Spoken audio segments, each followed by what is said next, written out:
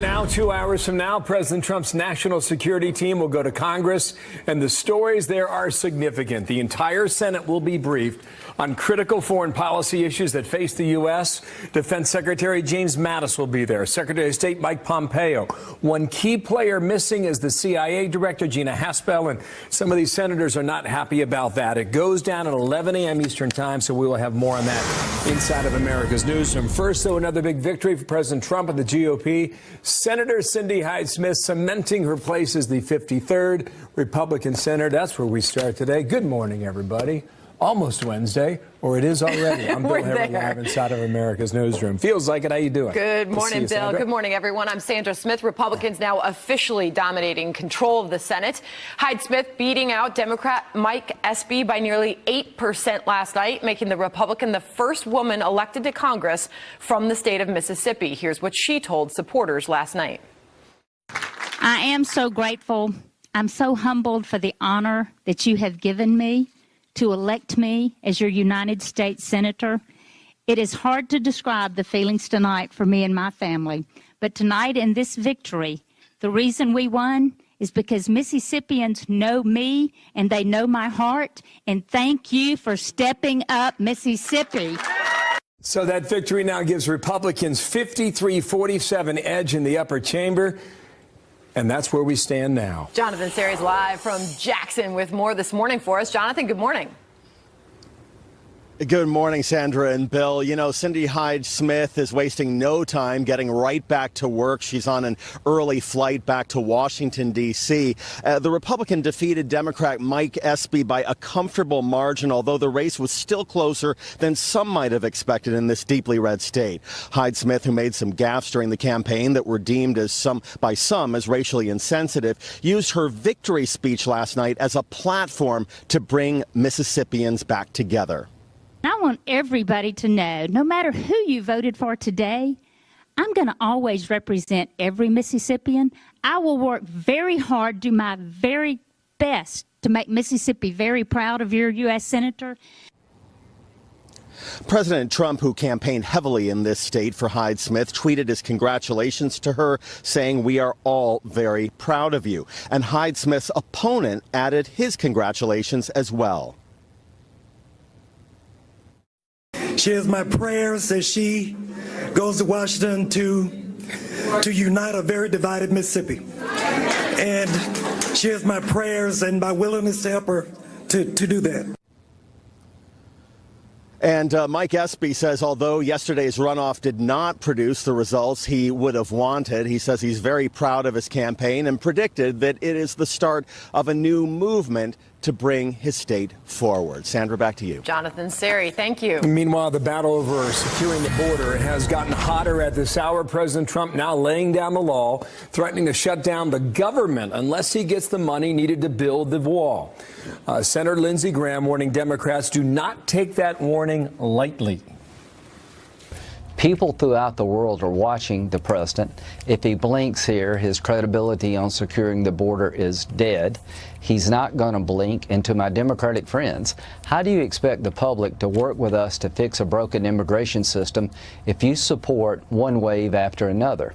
A lot's at stake here. The president's not going to bend. He's not going to back down.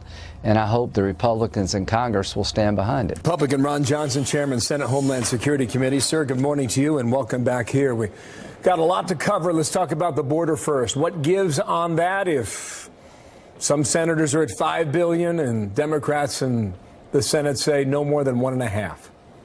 Good morning, Bill. Well, the president certainly deserves to have better barriers funded. $5 billion is probably the right figure at this point in time.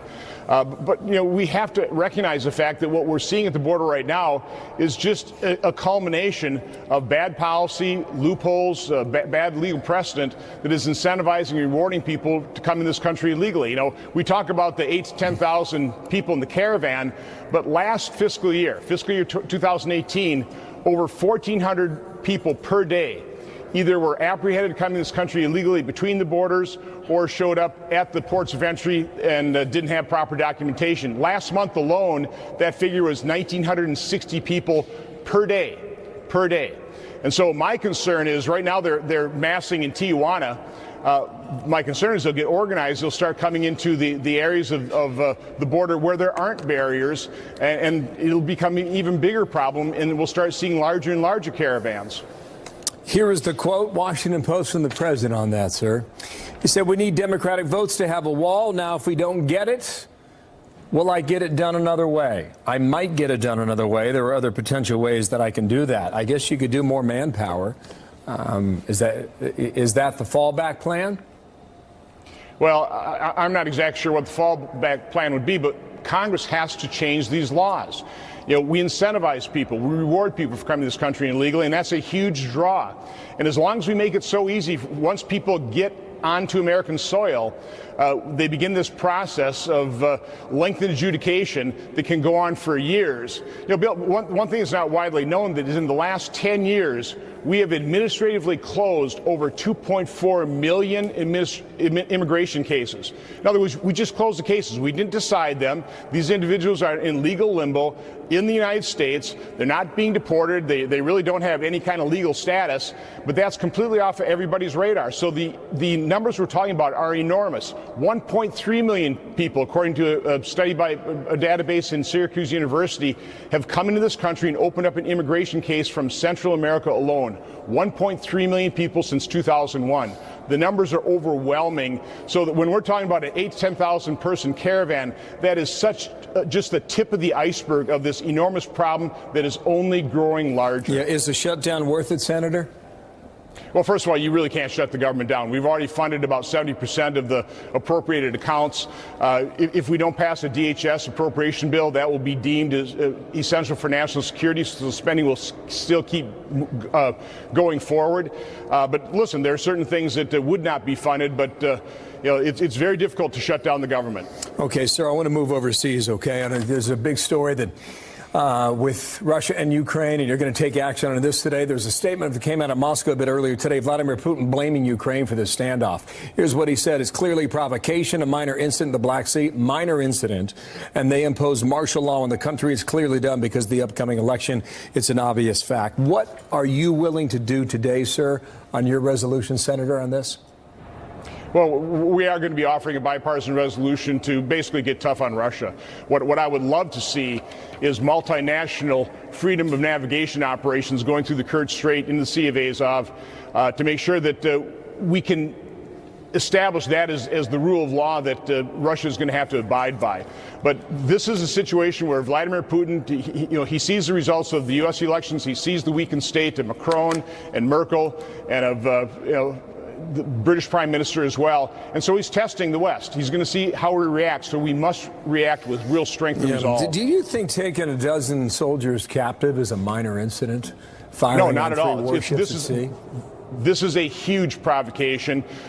Ukraine obviously has the right of navigation through the Kerch Strait, and this is a provocation of Russia, of Putin. He is testing the West. We better measure up in that test. Mike Pompeo will be there in 2 hours. Sir, will you attend that briefing? I assume you will. Yes, we will. Okay. He wrote a piece in the Wall Street Journal today. Here's the headline on that. U.S.-Saudi partnership is vital. We don't condone Jamal Khashoggi's murder, but the kingdom is a powerful force for Middle East stability. What do you think about this today, Senator? Well, what I certainly know is Iran is the most malign force in the Middle East. Saudi Arabia certainly counters that malign force.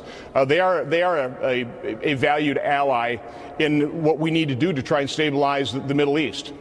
So we have to maintain as good relations as we can with Saudi Arabia, but the killing of Khashoggi certainly does not make that our capability of doing that any easier. This came up yesterday at the briefing. John Bolton was in the briefing room. He followed Larry Kudlow, and this topic came up about listening to that audio tape. Oh, I haven't listened to it. And I guess I should ask you, why do you think I should? How many in this room speak Arabic? You don't have access to an interpreter?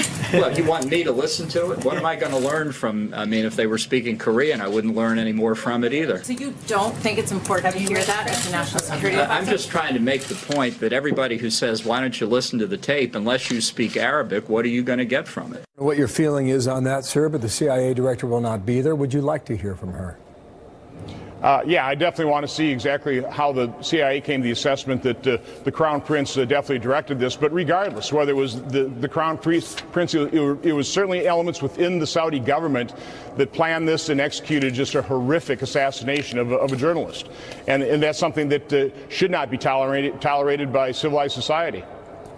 And I would expect you to get a better explanation today. That would be one of your questions, correct? Looking forward to it, right. Senator, thank you for your time. Ron Johnson, the Republican of Wisconsin. Thank you, sir.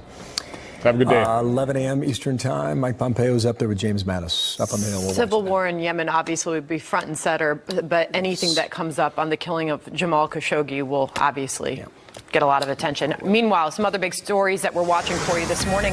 The Taliban claiming responsibility for the single deadliest attack on U.S. forces in Afghanistan this year. We will have details on that next, plus this. Holiday season layoffs from GM, brutal, all right? Very disappointing. Will it affect the overall economy? I don't think so. President Trump and his team playing hardball with General Motors after it lays off thousands of workers, shutting down 5 factories. The possible effect on the rest of the economy. Maria Bartiromo will tell us where we stand on that coming up next. Always love when she pays a visit. Plus, the drama continues in the Mueller investigation amid a blockbuster report about Paul Manafort. Former Attorney General Alberto Gonzales will join us later in the show. The president has had Robert Mueller doing his job for the last 2 years, and he could have taken action at any point, and he hasn't. So we'll let that speak for itself. He has no intent to do anything. Fox News alert, the Taliban now claiming responsibility for the single deadliest attack against U.S. forces in Afghanistan in over a year. 3 American troops killed and 3 others wounded in a roadside bombing about 100 miles southwest of Kabul. Reaction from the White House. Anytime you have a loss of life, particularly by an American service member, it is a horrific tragedy. The president wants to make sure that the battle that we're fighting takes place there and not here. Today's tragic news out of Afghanistan only drives home the need to support the men and women in our military and their families. The Pentagon not releasing the names of the dead or wounded yet until their loved ones have been notified. It's a great disappointment. Obviously, the president indicated his own disappointment. There's disappointment that it seems like GM would rather build its electric cars in China rather than in the United States. White House economic advisor Larry Kudlow in the briefing room reacting to GM's decision to close 5 North American factories and lay off about 14,000 workers. In a moment, we'll speak to Maria Bartiromo from the Fox Business Network. But in the meantime, Justin Trudeau had a conversation with the president yesterday on the phone because Canada is one of the places where you're going to have a factory shut down in addition to Michigan and Ohio, especially the northeastern corner of Ohio, which is pretty interesting part of the country when you think about how well the president did in 2016 there. Here's the tweet from Justin Trudeau. President real Donald Trump and I had a good call today to discuss GM, the auto industry, and how best to support people affected on both sides of the border. We're going to keep working to address continued trade barriers as we head into the G20 summit this week. Remember, the G20 summit gets underway at the end of this week in Argentina. It'll be one of the many, many topics that are talked about there among world leaders in Argentina. And at the root of a lot of the frustration there, as the president said, nothing being closed in Mexico and China. The U.S. saved General Motors, and this is the thanks we get. You heard that frustration from the president, and obviously a lot of the reference back to 2008 when General Motors was the recipient of taxpayer subsidies. Yeah, I thought the Kudlow briefing yesterday was very interesting. It was very measured. It was very controlled. It's kind of the way that we've come to expect about Larry Kudlow. So back to Kudlow in the briefing room on what we do with the auto industry. Listen. He believes, as frankly the Prime Minister of Canada, Trudeau, believes, that the USMCA deal was a great help to the automobile industry and to auto workers. And by the way, they made those statements separately. And yet, GM comes in right after the deal. Very interesting comments. Maria Bartiromo, host of Mornings with Maria over in Fox Business, anchor of Sunday Morning Futures here on the Fox News Channel. How you doing? Great to see you, Bill. What's in the White House quiver, do you think, on this Well, now? look, the president obviously likes loyalty, and he feels that corporations who have gotten a bailout from the U.S. government should be loyal to the U.S. government. Now, you can argue that point, but you know that the president is all about jobs and job creation. This is what he wants his legacy to be about. This is what he wants his presidency to be about. So he actually takes it personally when GM says it's closing down factories, it's closing down facilities and having to cut jobs, particularly after what we just came off of, the financial crisis where GM was on the brink. The entire auto industry was on the brink. Had it not been for a bailout from the U.S. government to revive these guys. After that huge bailout and the incentives that this company has gotten, the president feels that they should not be cutting jobs in America and moving those jobs to China. Having said that, it's very hard to argue because Mary Barra has her business. She's got to operate her business the way she sees fit, the CEO of GM, and she has to answer to shareholders. So while the president is upset, she's got to look at her business and best understand what works. I thought the Wall Street Journal interview with the president on this is very interesting. He said GM's making a bad car, the Chevy Cruze. They can't sell it, so go to a different car. Right. Reopen a factory and get production going yet again. That's a critical part of northeastern Ohio, so watch that politically as well. Meanwhile, on China, we're going to get a lot of information this coming weekend. Yes, we are. When President Trump sits down with the Chinese leader. Bill, do you see this moving within days or weeks, or do you view this as a month-to-month standoff that could go sometime? I think this can go for a long time, Bill. I do not see this ending anytime soon. Having said that, there is nothing priced into the market that we will see a deal. So anything could be upside potential. Any conversation, anything where people feel they move the ball forward will be a positive in terms of this relationship. But let's go back to the facts. China has been stealing intellectual property from the United States for decades. China has been forcing the transfer of technology from American businesses to Chinese businesses for a decade. And China has been unwilling to open its market to foreign companies like American businesses who want a piece of that $1.4 billion person population. China is unwilling to open its markets. Until we see actual fundamental change in China's behavior, I don't see President Trump making a move. My sense from listening to Kudlow yesterday is that you're exactly right about that. Here's what I believe is the quote of the day, Washington Post interview. Here it is on screen. He was talking about the Fed and a number of other things. I have a gut, and my gut tells me more sometimes than anybody else's brain can ever tell me. I think that summarizes the way he manages everything in the West Wing. He does. And by the way, his gut has worked for him, Bill. I mean, I know it's a quote that you laugh at, oh, you know, gut versus somebody's brain. But look at his gut in terms of going up against China. That was the right call. Look at his gut in terms of focusing on jobs and going to the industrial base of our economy during the election, like places like Ohio and Michigan, where Hillary Clinton did not. His gut was right. Now, his gut was also right, perhaps, on the Federal Reserve, because a lot of debate now on whether or not the Federal Reserve is moving too fast in terms of interest rate hikes. So I'm not going to go against this president's gut. Having said that, this is not ending anytime soon, because I don't know if tariffs are the answer to change China's behavior. Great to see you. Good to see you. Thanks for being here. Thanks so much, Bill. You bet. Sandra, what's next? New details emerging on what caused an Indonesian airplane to crash into the sea minutes after it took flight. We are learning what happened in those final moments just ahead. In the world was Mark Zuckerberg, you ask, huh? That was the question at an international committee on fake news and disinformation in London yesterday. You see that, Sandra? That's an empty chair with a name tag. Yep. The Facebook CEO represented there by the name tag after he did not appear before lawmakers from 9 different countries. In his absence, officials interviewed Richard Allen, Facebook's vice president for policy solutions. The social network, you know, is under investigation in Great Britain in connection with the Cambridge Analytica user data scandal. That's the selfie of the day, I think. I mean, look at that. That's like it really was something, and lawmakers there really took the opportunity to really take advantage of that moment to hit on, you know, what frustrates them most about Facebook, about Mark Zuckerberg. I believe it was 9 countries that decided to tear into him in his absence there. But that was a statement indeed. Company's got some issues. They're working through them. We'll see how well they do over time. All right. Meanwhile, 2 big events happening in the next hour on Capitol Hill. We will be hearing from House Republicans at a press briefing. Their first since the holidays, of course. So that will be a big one to watch for. Meanwhile, House Democrats start voting on leadership roles in the next Congress. Congress, with Minority Leader Nancy Pelosi on track to return as House Speaker. Doug McKelway's live in Washington with more on this. A lot coming up in the next couple hours, Doug.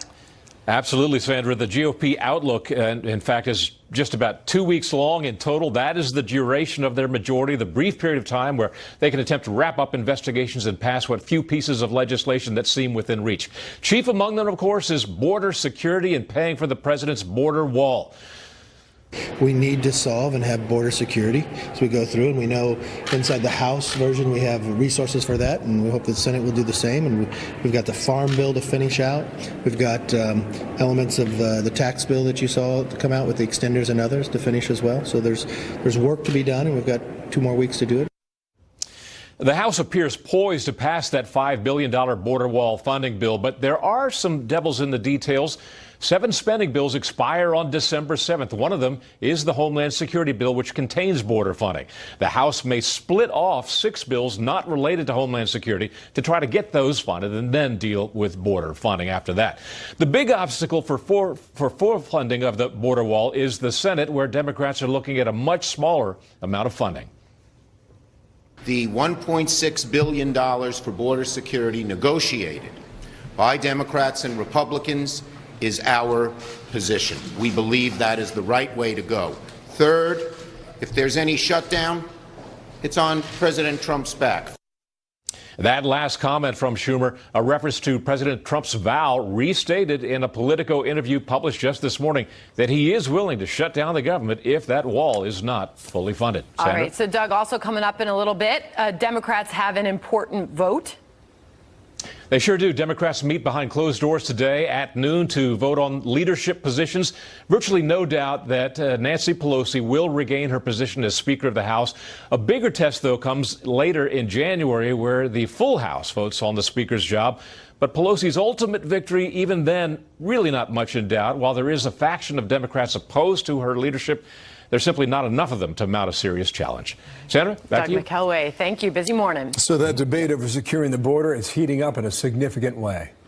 Regardless of how you feel about immigration policy, you should at least agree that we have laws and we're a nation of laws, and we ought to be able to keep our country safe and make sure that the people that are waiting in line to come into America the legal way are respected. Steve Scalise there, the Trump administration defending its handling of the immigration matter as the president threatens to shut down the government over that issue. Mike Huckabee is going to address it. The governor is on deck coming up next. All right, plus startling new numbers on illegal immigration. What we are now learning. We'll have more on this straight ahead. Also, Sandra, we fell in love with Sister Jean during March Madness, and now she gets a very special gift from the students and the school that love her in return. Come on and be my little good luck charm, you sweet delight. 9:32, check it out, folks. It's Christmas time in the city, just about up 143 points of the open. I'll take that, right? You can buy a lot of wrapping paper with that. The Fed chair is going to make some remarks a bit later today, so the market's watching for signs on that. And we, Sandra, found out last quarter we grew 3.5%. A little less than what the White House would like, but still pretty good number. 3.5% beats 2% for a long time. You know, there's some optimism out there right now ahead of the president's trip, whether or not there's going to be some sort of truce made with China. He's had some really tough rhetoric that's led to some uncertainty in the markets, and perhaps that optimism is leading to this gain that we're seeing a couple minutes into trading. Well, I tell you, with this administration, they are fighting tooth and nail to get a better deal with China because they feel like we've been getting ripped off for generations. And they're determined to change it. We'll see how they do. It's going to be a big week. White House Press Secretary Sarah Sanders, yes. Does the White House regret the fact that children were affected by tear gas and that this situation took place? The White House would never want children to be in harm's way in any capacity whatsoever. However, that is why we are continuing to encourage people to follow the law and go to ports of entry. Law enforcement officials have used appropriate non-lethal force to protect themselves. Tear gas was used on average once a month during the Obama administration for very similar circumstances. In fact, they were actually for far less circumstances because they didn't have the same numbers in the mass rush that we're seeing in this caravan take place. Certainly no one wants women or children or any individuals to have this happen, which is why we've encouraged them to actually follow the law. Well, that was White House Press Secretary Sarah Sanders yesterday at her first briefing in almost a month, defending the administration's handling of the situation on our southern border. Former Arkansas Governor Mike Huckabee is a Fox News contributor, also Sarah Sanders' father. Yeah, I watched with great interest when I see these clips. You know, the big difference is not the way the immigration at the border is being handled. The big difference is the way the news media is covering it. And I'm not saying that just to throw a rock at the media, but they're not. Tear gas was used in 2013. There have been many times when there have been very strong pushbacks at the border. But this is the first time that we've heard anchors rip their clothes on national television and say, America has never done this before. Well, the truth is, it was a very civil way to make sure that someone didn't get truly hurt at the border. When you have thousands of people rushing the border, throwing rocks and concrete chips, these aren't trick-or-treaters. They're not looking for knocking on the door and getting a piece of candy. These are folks that are truly conducting an invasion. Well, Sarah Sanders in that briefing went on to state a statistic that DHS has since backed up with statistics. 126 times tear gas has been used since 2010. Yep. She used this statistic, on average used once a month during the Obama administration for what she said was very similar circumstances, and in some cases less of a circumstance. Did you ever hear any of the anchors or guests on the other networks during that period of time talk about how inhumane it was, how awful and horrible it was? I don't ever recall hearing it even as having happened. Well, let's go back to the briefing room yesterday, because that was the first that the White House had 20 days after Acosta had temporarily lost his press pass there. Sarah Sanders took questions. She had a back and forth with Acosta. How did you think it went, by the way? Oh, I think it went fine. You know, I personally think, and my advice to the president and to the press secretary would be, invite reporters from all over the country to come in and do these briefings. Why always these same cast of characters? That's the way it's been done, though. Exactly. And Donald Trump has done everything differently than it's ever been done before. This is a great opportunity to do the press room differently. Thousands of journalists across the country, most of whom would love the opportunity to sit in that room and ask questions. And I guarantee you they'd probably ask better, more thoughtful questions than some of the people who are preening for the cameras trying to make the story about what they said rather than the answer they got. All right. Meanwhile, tensions are rising between Russia and Ukraine. A lot of demands on the president right now to get tough on Russia. Senator Ron Johnson was on this program earlier talking about Vladimir Putin testing the West. Listen. So he's testing the West. He's going to see how he reacts, so we must react with real strength and resolve. This is a huge provocation. Ukraine obviously has the right of navigation through the Kerch Strait, and this is a provocation of Russia, of Putin. The latest we've heard from the president, I don't like that aggression, he said in his most recent interview, and now he's threatening to not have this meeting with Vladimir Putin over it. And I think he's dead serious about canceling the meeting, just like he was when he threatened to cancel the meeting with Kim Jong-un just before it was supposed to happen. And suddenly things started changing with the North Koreans in terms of their attitude. I think the threat of the cancellation may change at least some things with Putin and Russia. But the president does need to be tough with them. I totally agree with Senator Johnson. This is no time to act like that, well, we're going to just be nice to them. We've got to be tough with them. It's the only thing Putin understands is toughness. There's nothing else he respects. Interesting. And now we're waiting on this Saudi briefing. Mike Pompeo, James Mattis will all be present there today. Civil war in Yemen up front. Obviously, the killing of Jamal Khashoggi could and probably will come up. Gina Haspel, her absence. What do you make of that? Well, what's particularly disconcerting about her absence is it was the CIA who said that they had definitive proof that MSB was the one who was involved or knew about it, maybe even ordered it. So on one hand, I think that there is some responsibility. If that is where that's information came from and they're the source, then the head of the CIA probably should trot over there and explain that. And if they're not the source, they should deny it and say, we didn't say that. It's troubling. The biggest issue in the Middle East is that there are really no great, pure players that are there, and so it's a matter of lesser of evils. Do we have to be stern and tough about the dismembering of a journalist? Of course we do. But at the same time, you can't just completely cut all of ties with Saudi Arabia, because the imbalance of power tilts to the Iranians. And whatever we think of the Saudis, and I'm not a big fan of the Saudis, I'll be first to tell you, not nearly as much as the president is, but the Iranians, they're willing to kill women 20 years old in the streets and let the blood run down the sidewalk. It was really fascinating to see that exchange in the press briefing room yesterday with Ambassador Bolton as well. Well, thank you, Governor Mike Huckabee. I didn't realize it was your first time in the fancy new dig, so it was nice to have you here this morning. Ain't a bad place to do business. Great to see you. Good to see you, Sandra. It is Studio J, as in Jazzy, Governor. Nice to see you. There's a new report now showing the number of illegal immigrants in the U.S. dropping to its lowest level now in more than a decade. William Lajeunesse is on that story live in L.A. today. William, what are we learning from this Pew Research study?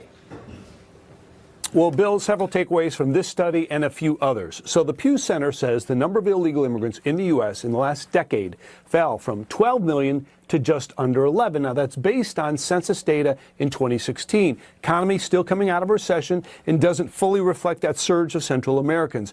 Also, it says that recent immigrants are just as likely to cross the border illegally as someone who overstays their visa, a tourist who never goes home. Mexicans, it says, today only make up about half the illegal population, Asians 22%, and 2/3 of the migrants have lived in the U.S. for 10 years or more. 43%, it says, have a U.S.-born child. We have, for the first time, a majority of those coming to the U.S.-Mexico border are not Mexican, they're not single men, they're not just looking for work. So that Pew study is nonpartisan, again, based on census data, but an equally nonpartisan study, you may recall, from Yale and MIT a few months ago, put the number of illegals in the U.S. at 16 to 22 million. Now, let's expand the picture, right? Not looking or illegal, but legal immigration as well. 2016, the highest single year of immigration in the U.S. in history, 1.75 million. Mexico, India, and China, the highest sending countries. So basically, Bill, the bottom line is immigration is a moving target. We can look at all this data, but it's very hard to get an accurate picture on everything when the data you're looking at is sometimes 2 years old. Interesting stuff. Thank you, William Lajeunesse. Nice to see you there from LA today. Thank you, sir. Well, she may be the most famous nun that you've ever seen, getting big recognition. Loyola Chicago presenting Sister Jean with an NCAA Final Four ring after the team's March Madness miracle run. Sister Jean, who's 99 years old, is a chaplain for the Loyola Ramblers and the team's most beloved fans. Well, that was a special moment, right? Who deserves it more than Sister Jean? She stole our hearts. She drew so much attention to the tournament last year. She did. You loved every minute of it. Absolutely. And so did you, right? It was great to see her. It was neat. Well done. Hashtag 99. All right, Fox News alert. Roll it now. Tensions mounting in the Mueller matter. Paul Manafort, the center of several bombshell reports today. Former AG Alberto Gonzalez reacts to that, coming up live in a moment right here. Plus this. My emails have not been deleted, nor was there anything of substance, nothing confidential that was within them. So there's no connection between the two things. Well, that's Ivanka Trump defending her use of private emails, what she said in a new interview this morning.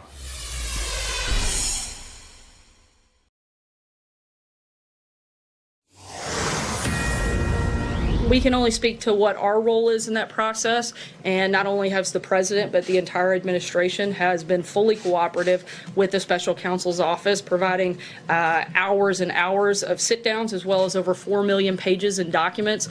We continue to be cooperative, but we also know that there was no collusion, and we're ready for this to wrap up. That was Sarah Sanders reacting to news that prosecutors claim Paul Manafort breached his plea agreement by lying to them. This is a New York Times report suggests that Manafort's lawyer, Kevin Downey, has been briefing Trump attorneys, including Rudy Giuliani, on what Manafort has been telling Bob Mueller. It's an intriguing story. Alberto Gonzalez, former AG. Sir, how you doing? Good morning and welcome back to our program here. It's not illegal to share that information. What would be the great advantage for Giuliani and the president to have those briefings by Kevin Downey, who represents Paul Manafort? Well, the advantage would manifest itself, it seems to me, on two levels. One, of course, is in response to the questions posed by the special special counsel directly to the president. And having some information, whatever information or intelligence in terms of what the Mueller team is aware of, I think is helpful. It doesn't necessarily mean that, of course, the president should not be truthful in response to the questions being posed to him, but it may shade his answers. Some of his answers may not be so definitive, because if in fact there's knowledge about someone making a statement as to a certain set of facts, and the president may not be sure about those facts, he may qualify his answer to some degree. But as a general matter, I think the president is very worried about the investigation, and any kind of information his lawyers can get about the status of the investigation, whether or not it implicates the president or not, or implicates the president's family or not. I think it's something that would be helpful to the president. I think it's a very intriguing answer, because right before Thanksgiving we were told the written answers were submitted, and they would know where Mueller was headed if they've had contact with Manafort's team. They would have a pretty good idea as to what direction he was going, right? They would have a better idea. In terms of whether or not a good idea, I think there are still some missing pieces here, but they would certainly have a better idea. And as I said, I think it might have made a difference in terms of how they would fashion the president's answers to some of the questions posed by the special counsel. What is your sense from there in Tennessee? That is Mueller close, or is this just the biggest guessing game in Washington now? I have obviously no visibility into the Mueller investigation. It's an extremely complicated investigation, obviously involving multiple parties, with perhaps evidence in different countries, and so it's not surprising that it would take some time. This obviously has got to be done right. Bob Mueller understands that. Everyone's looking at this, and so he's going to make sure that everything's done properly. And to the extent they make any kind of allegations or charges or any kind of indictment, they're going to have very solid proof, and he understands that. Okay, now Jerome Corsi, you know his name, right? Former advisor, affiliated with Roger Stone, who was a former advisor to the Trump team. He was with Tucker last night. He seems defiant as to whether or not he will agree to anything that Mueller's team asked him to say. Go ahead and listen to this. And the special prosecutors blow you up. They do this, what I call perjury trap. It's completely rigged, and it's politically driven by Clinton operatives who have an agenda. If you can't give them what they're looking for to fill their narrative, they blow you up and charge you with a crime. What do you make of that? The perjury trap and everything else he says. I disagree with it. I mean, I have to disagree with it. Someone who once led the Department of Justice, and we're talking about DOJ investigators and prosecutors. If in fact that is what's going on here, I wholeheartedly condemn it, but they have a job to do to get information from any potential witness, and I think that's what they're trying to do here. But to intentionally set a perjury trap is something that I just disagree with. I think it's unfair, and I think it's unprofessional. We've heard that from a lot of people involved in this. Not just Corsi is, the perjury trap. I mean, Giuliani talks about it all the time. The president's talked about it. His quote is, if you can't give them what they're looking for, they'll blow you off and charge you with a crime. Of course, that's the president's lawyer talking. They're trying to establish a narrative that was Corsi talking there. Okay. All right. Well, again, I have confidence in Bob Mueller, and I have to have confidence in this investigation until proven otherwise. And I think if people are telling the truth, they're going to be fine. And that's the way I felt when I was the Attorney General, and that's the way I feel as a private citizen. And if in fact the objective here is to get people to lie, to perfectly set perjury traps, I do have a problem with that. Sir, come on back soon, okay? Alberto Gonzalez, nice to have you here. Tell the truth. Thank you, sir. Thanks for having me. You bet. Sandra. Well, we will have much more on this for you with former Assistant U.S. Attorney Andrew McCarthy. He is our headliner today, so he will be joining us next hour. Plus, new findings on why an Indonesian airplane went down moments after takeoff. What we are learning about that crash now. We'll have that next.